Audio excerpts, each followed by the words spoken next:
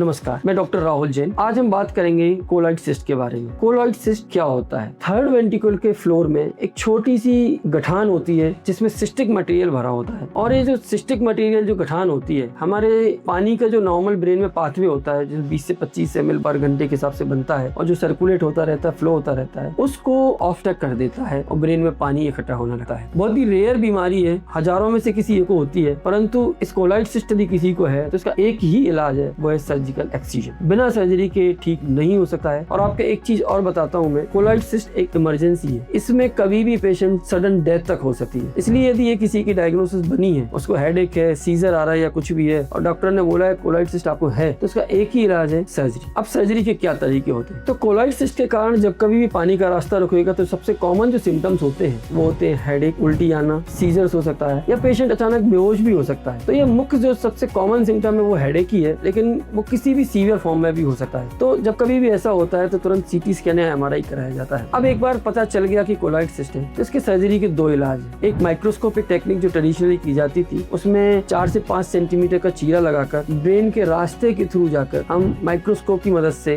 उस सिस्ट को निकालते हैं। दूसरा तरीका होता है endoscopic colloid cyst excision. Endoscopy क्या होता है? इसमें हार्डली 1 सेंटीमीटर का इंसिजन होता है और उस 1 सेंटीमीटर के इंसिजन के थ्रू हम एंडोस्कोप को ब्रेन की पानी की थैली के अंदर, जिन्हें हम वेंट्रिकल कहते हैं, और उस एंडोस्कोप के थ्रू ही हम कोलॉइड सिस्ट को विजुलाइज करने के बाद एंडोस्कोप के माध्यम से ही निकाल देते हैं। फायदा क्या होता है एंडोस्कोपी का? चीरा बहुत कम होता है, 1 से 1.5 सेंटीमीटर। कोलेट्रल डैमेज ना के बराबर होता है, हमें ब्रेन को बहुत ज्यादा डैमेज नहीं करना होता है और इस छोटे से एंडोस्कोप से ही पूरी सर्जरी परफॉर्म की जाती है। पेशेंट को ऑलमोस्ट प्रैक्टिकली कोई स्कार ज्यादा नहीं आता है और 3 से 4 दिन में पेशेंट घर जा सकता है। क्योंकि ब्रेन की इंजरी कम होती है, ऐसे पेशेंट्स में भविष्य में मिर्गी के झटके आने के या सीजर आने के चांसेस भी कम हो जाते हैं। तो endoscopic colloid system, colloid cyst excision एक बेहद ही एडवांस टेक्निक है। बड़े बड़े शहरों में काफी प्रैक्टिस की जाती है, हमारे भोपाल शहर में भी और अपोलो सेज में इसकी काफी सर्जरीज की जा चुकी है। तो कोलॉइड सिस्ट की बीमारी यदि कभी आपको पता चले तो आपको बस एक चीज याद रखनी है, सर्जरी की जरूरत है और ये एक इमरजेंसी है। तो जब कभी भी आपको इस सिम्टम के साथ कोई इस तरीके की बीमारी होती है तो कृपया करके तुरंत ही अपने नियरेस्ट न्यूरोलॉजिस्ट या न्यूरोसर्जन से संपर्क करें। Thank you.